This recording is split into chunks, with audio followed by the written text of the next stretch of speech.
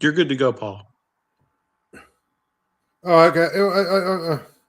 Something's going on. All right, let's just start here. Good afternoon. Good afternoon. It is the big show. There was something going on here with the technical difficulties, but I think I took care of it. I think. I don't know. But hopefully I did. Anyway, it's Paul Zeise, of course. And this is my daily podcast and everything else. And, of course, we will talk a lot about the Steelers again. I find it very incredibly amazing that people are still jammed up about the fact that Aaron Rodgers is just not going to basically make a decision and before he's ready.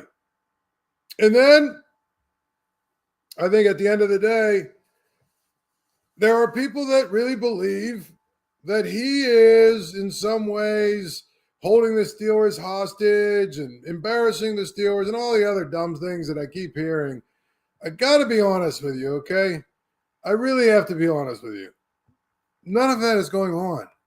And especially Jerry Dulac was reporting today, the Steelers have been in touch with him. They've been talking to him. They've been talking to him about his, the deal that they have for him and all the other stuff. They've been in touch with him. They know what he's up to. They know what he's doing. They know where he's going and all that other stuff.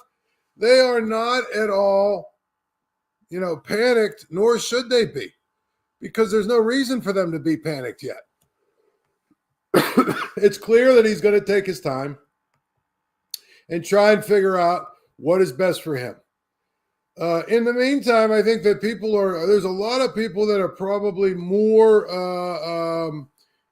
jammed up about it than he is, and that the Steelers are. They're basically now at a point where they're saying, you know what? We're just going to continue to move on. And, they added a defensive tackle today. They added a safety today. They just continue to add players and make the roster better a little bit at a time.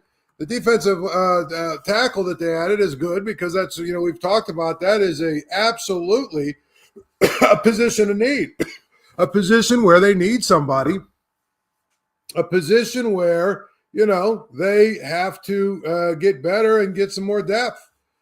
So, you know what? At the end of the day, they've done pretty much what they've needed to do this offseason to fill the holes that they needed to fill. But to me, okay, when you look at it really from afar, and guess what? Whatever happens at quarterback is not going to change tremendously what they are doing and what they do.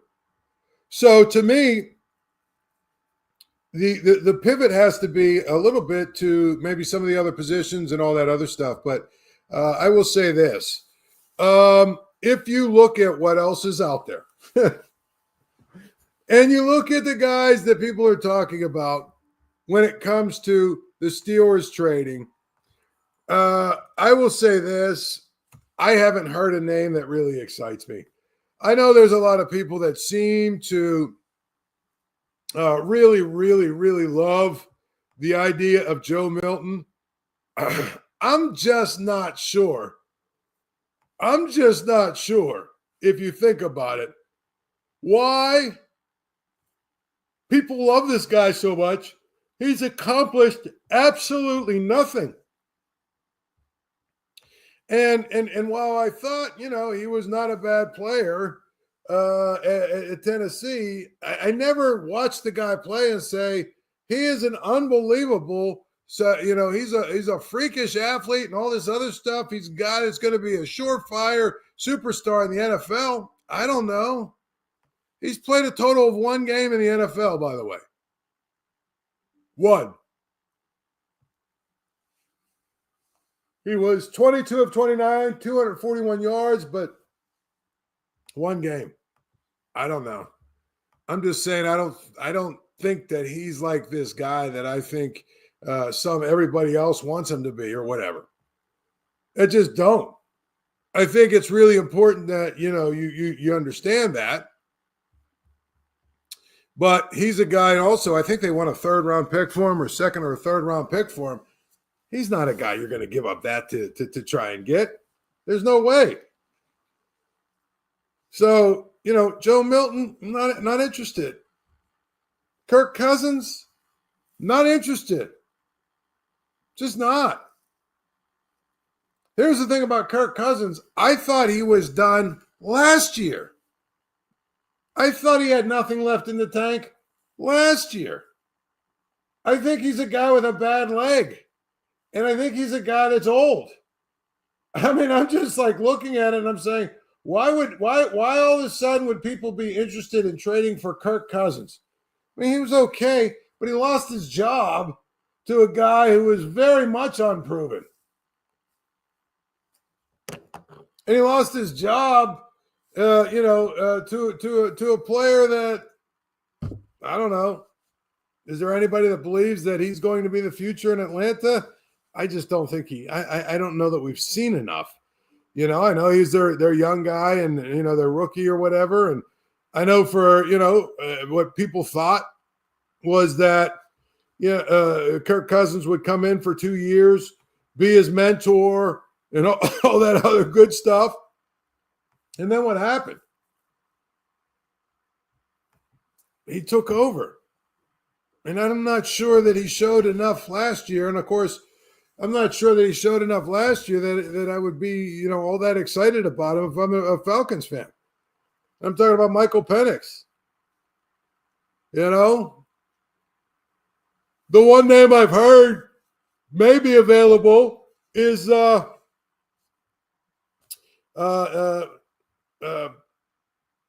Brock Purdy. But what would it take to get him? See, I think what the Steelers need to do is commit to next year's draft. They're going to draft a quarterback. Live with whatever happens this year. Next year, draft a quarterback. That's probably going to be the plan that they have to go and stick with. Because, and piece together whatever you have to get through this season, and then go out and do whatever you can do to go out and even if you've got to trade up or whatever, get into a position where you could draft a guy that you think might be your guy. Because, again, they apparently spent time with and wined and dined Jalen Milroe today. Does that excite you? Doesn't excite me. Jackson Dart, does that excite you? I don't know if that excites me either. So to me, all of these guys that we keep talking about, it's like a never-ending cycle. There's very few that really excite me. You want to tell me they can trade for Brock Purdy for a reasonable price? I might be interested in that. But Kirk Cousins? Come on. Joe Milton? Come on. My thing is go with Mason Rudolph, try and sign Jameis Winston or somebody like that to be his backup and move on. If the Aaron Rodgers thing falls through. Now, the news, quote unquote, the news is that they apparently have moved closer. And that the Vikings have sort of taken themselves out of the equation for Aaron Rodgers. So, now he's basically just coming down to deciding with the Steelers and the Browns. I'm sorry, the Steelers and the Giants. But we'll see. One thing that seems very clear to me, I just don't think Mason Rudolph I don't think Russell Wilson is a real option. I don't. I really think that they've moved on from him and they're okay with it. So, that's where we're at with the Steelers today. Now, I think that if you think about it, the Steelers did some good things in free agency, and we've talked about it. They went out and got a corner. They needed a corner. They went out and got a receiver. They needed a receiver. They went out and got at least one quarterback. They needed two quarterbacks. Now they just need one. Right? Well, here's the other thing. The other thing is, they've added some players at key positions that will basically put them in a situation where now they actually are at a place where they can start to go and draft in what I would call for need, because they filled another of their basic problems. And so, they signed today, and the reason I'm trying to stall her is I don't even want to try and pronounce the guy's name. Asizi Odomeo, right? I mean, he's a big dude. He's a big boy in the middle of the line. 6'5", 282, fifth round pick of the Vikings, signed with Jacksonville, but you know what I mean? He was on. So obviously he's not some sort of superstar, but he's still pretty young. He was in the 22 draft, and he's still pretty big and massive and all that other stuff. So, you think about it, you sign a guy like that. They still need to add defensive linemen, clearly, but they at least added some depth. And that's, what you're looking to do. If you can't get starters in free agency, you should at least be able to go get some depth so that when the draft comes, you don't have to reach for anybody. And I think that's the thing really about the Steelers. They're putting themselves in a position where they don't have to reach for anybody in their first pick. Their first pick, they can use it to pick the guys they need. In other words, if there's a superstar corner still on the board, if there's a superstar receiver on the board, if there's a superstar defensive lineman on the board, they can take them. They don't have to take anybody. They don't have to take anybody. And that's, I think where you want to be when you get to the point where you are, now all of a sudden getting to the draft, you want to put yourself in position where you don't have to take anybody. That's the big thing to me, right? You don't have to take anybody. And I think that's where the Steelers are headed. They put themselves in a good place when it comes to, for instance, cornerback. They've put themselves in a good place when it comes to receiver. They've at least added some depth at defensive line. And so I think that's honestly what it comes down to. They have a chance to just continue to get better. And I think that's where, at least for me, that's where the Steelers have had a lot of success this offseason.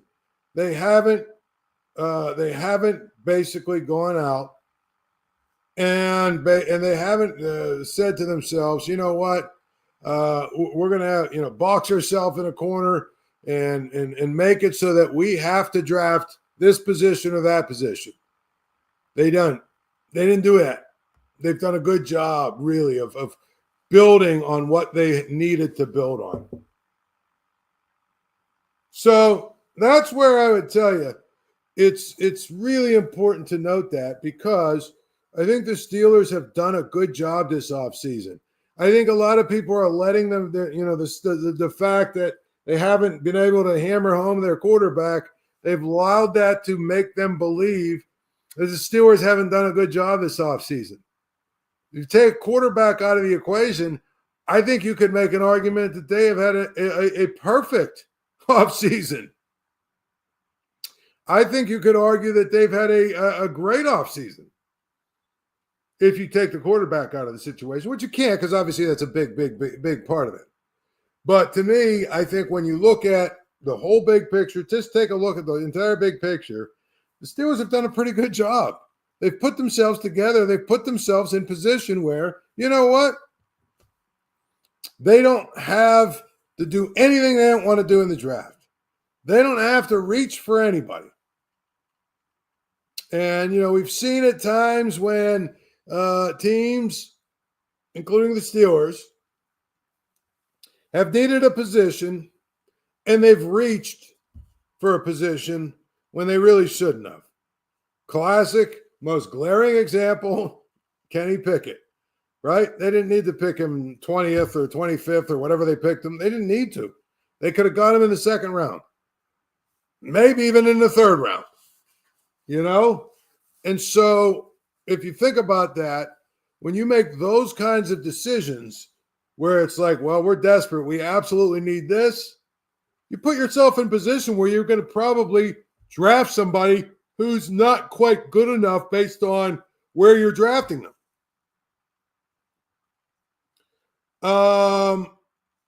And I think that's the key, man.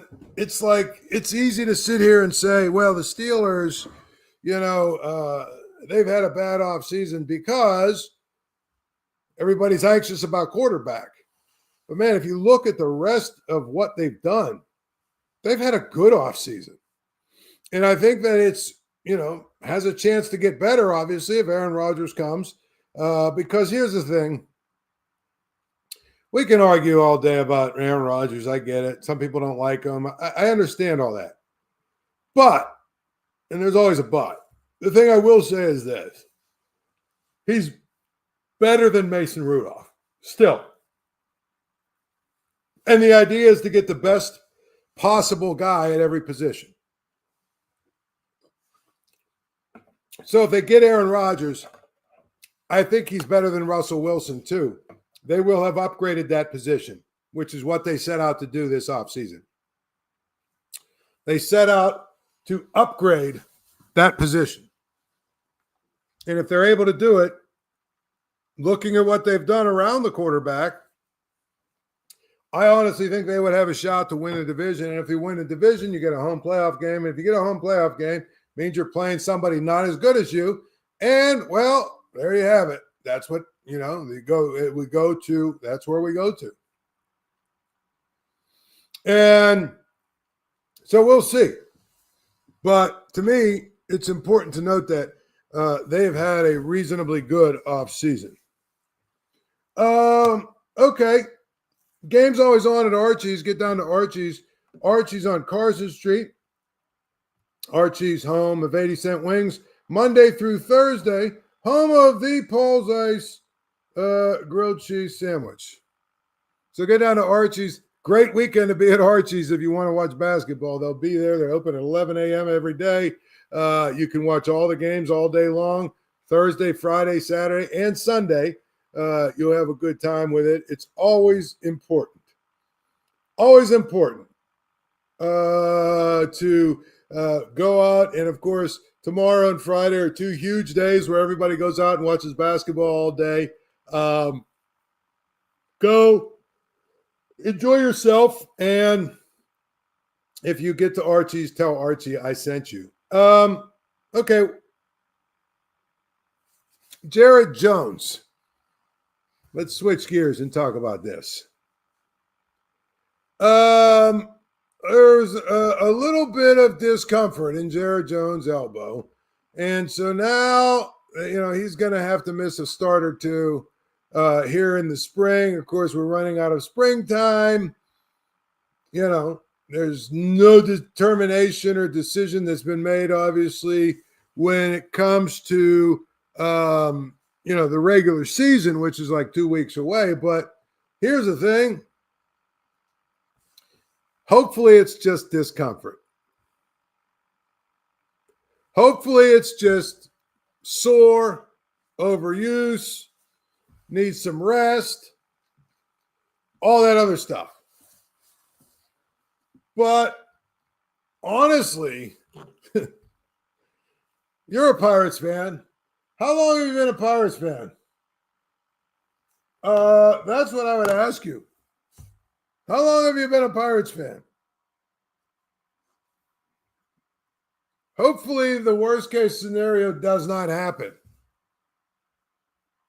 But how long have you been a Pirates fan? So now, if you take Jared Jones out for any amount of time, now it gets really interesting. Because I think at the end of the day, if you look at really what they have, boy, that's a big piece of what they were counting on. And now if you look at who they have as their starting pitchers, obviously they've got Skenes and Mitch Keller and Jared Jones, and they've got Bailey Falter still, but they'll have to go into their bullpen. And I mean bullpen, they'll have to go to the guys who aren't on the roster right now, or aren't on the 26 man or whatever we call it. Should be very, very, very interesting if Jared Jones can't play. Because I think the strength of the Pirates, they've at least sold us on the idea that the strength of the Pirates is their rotation. But if you take Jared Jones out of the equation immediately and he misses any kind of time, the rotation is nowhere close to as good as as it could be. So anyway, he had a bullpen session, complained that he was having some discomfort in his elbow, and they shut him down. Here's what really kind of worries me in some ways. With Jared Jones, I think that they're going to be so cautious with him. He might not see the field for, 3 or 4 weeks, even after he's really ready to go, because, that's what they've done here. That's how they've done it. They want to shut him down. They want to try and preserve his arm. He's a young guy. That's what they're trying to do. So it's going to be very much interesting to me to see how they handle Jared Jones with an injury. Because, Jared Jones's injury is actually something that could change or alter the Steelers and their fortunes. Just, that's one of those things. And I think that's where, you hope that he's okay. But how long have you been a Pirates fan? A long time. And if you've been a Pirates fan for a long time, expect the worst. Hopefully it's not, and hopefully he's fine. But he's a big, big part of what they're trying to do. And, of course, if he can't play, they've got some other options, but none as good as him. Him and Skenes, we talk about all the time, provide the Pirates with a kind of 1-2 punch, that could really dominate enough to give them a chance to see the playoffs, assuming Falter and Keller do their job. But we'll see. We'll see what happens with Jared Jones.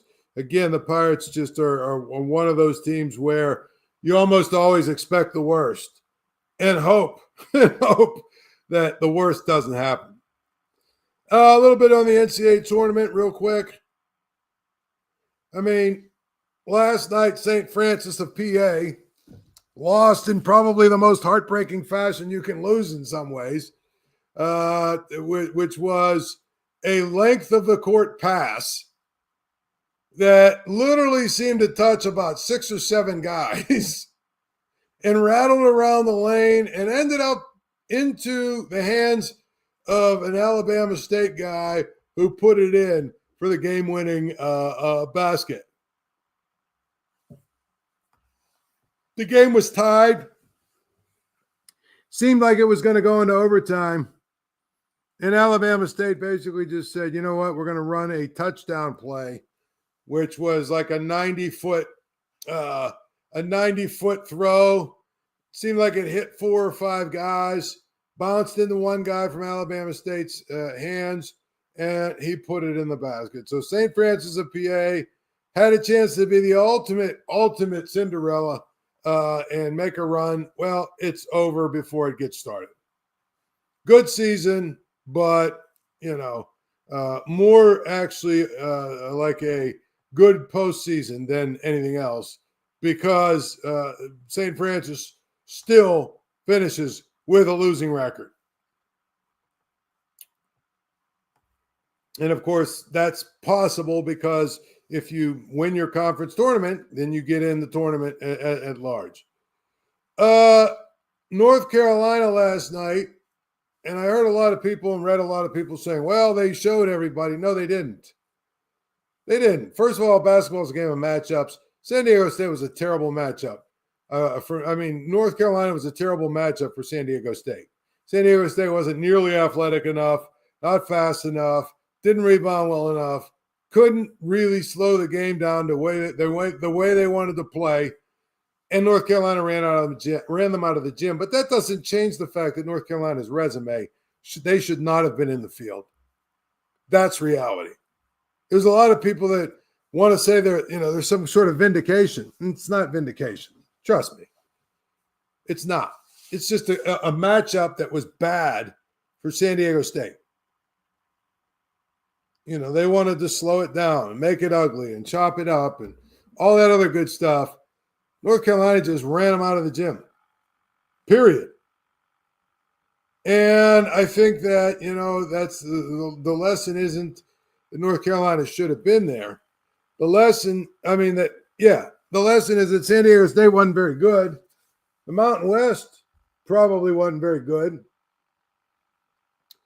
And, that's the reality. So tonight we've got two more of those first four games. I don't know about you, but I'm not a big fan of the first four. Robert Morris plays, Friday maybe? They play Alabama, so they've got their hands full. But the cool thing is it's in Cleveland, so I would expect a decent contingent of people from Robert Morris going up there. All I can tell you is Alabama's going to be a tough matchup for them, but if you're a betting person, you should take the over in this game because I think both teams are going to score a lot of points. More power to Robert Morris. I thought, they had a great run. It was magical, all that good stuff. But I think that Alabama's got too much for them. So we'll see what happens. It's a shame that Pitt isn't in the tournament. It's just the way it's been for so long now that, where you're just so numb to it. I mean, we can sit here and say this. I mean, Jamie Dixon's been gone 9 years. 8 of those 9 years, they didn't make the NCAA tournament.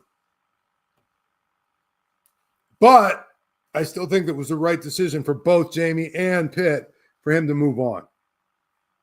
But it goes to show you that, it can be hard sometimes to find the right coach. Interestingly enough, NC State basically hired Will Wade. If you remember, Will Wade was one of the guys that was caught up in that FBI scandal where they were, I forget what it was. They were paying players and funneling money through AAU coaches and all kinds of other stuff. And there was an FBI investigation. Will Wade had, a couple of his assistants were fired. I think one of them actually went to prison, just like Sean Miller's. Anyway, he's had his redemption tour, and apparently it's over because NC State is hiring him. I think one of the things you're seeing is because of all the money that's involved now in college hoops and football, I think that ADs are a lot quicker and trustees and presidents a lot quicker to forgive the sins of some of these guys and hire them anyway. Kelvin Sampson, Rick Pitino, Will Wade, Sean Miller, all these guys that had all this NCAA stuff in their back, they're for a long time, schools would be like, oh, I can't hire him because of this or that. Well, guess what? Now, all bets are off.